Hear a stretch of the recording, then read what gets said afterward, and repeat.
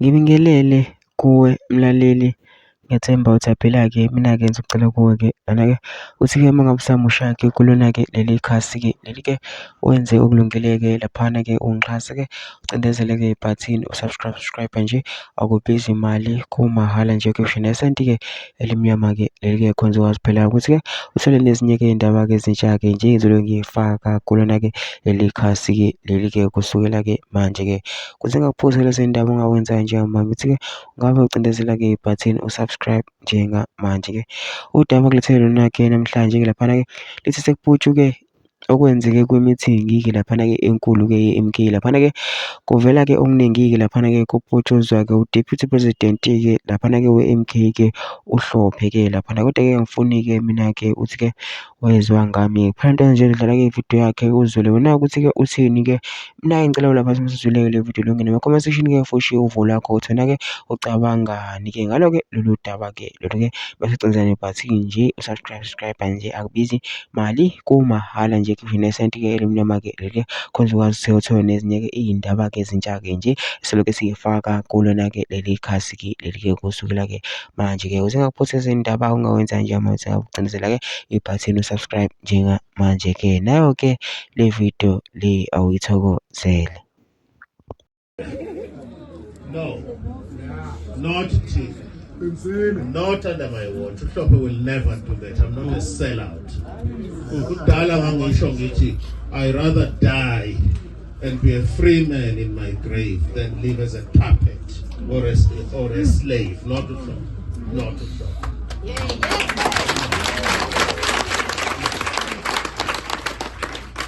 Ukube siyadayisa ngabe sesihleli lapha ku-GNU. Gijima nangusathane. Gijima. Ngabe sesingenile phakathi kusathane. Kumnandi la.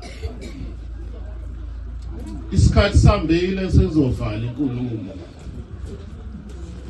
Kuningi osekwenzekile ku-MK.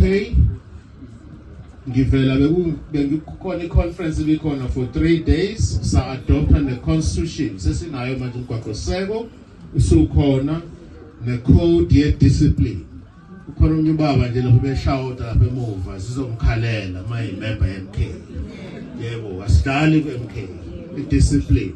Kukhona izinto ezimbili engifuna ukuthi nginenzele i-attention yenu kuzona ezingamacala ku-MK. Eyokuqala ukuphatha isikhali in a restricted area njengalena.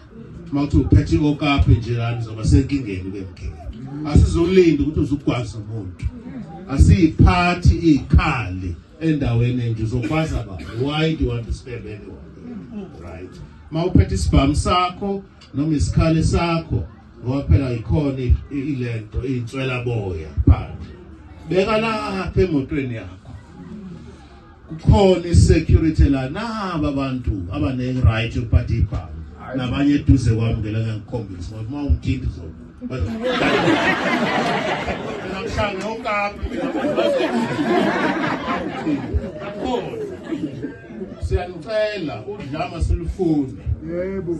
Ikhali ningayiphathi endaweni enje e-restricted kuhlonishwana. Mawuphethe ummese noma isibhamu noma yini nami nginazi ibhamu kodwa ayiphathwa lana usishiye emotweni yakho noma usicelele enkosini noma eduze kwenye indawo. Kwaza mkhulu.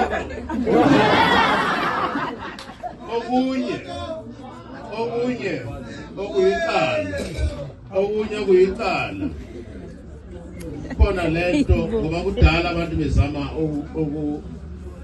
ukuthatha umkhonto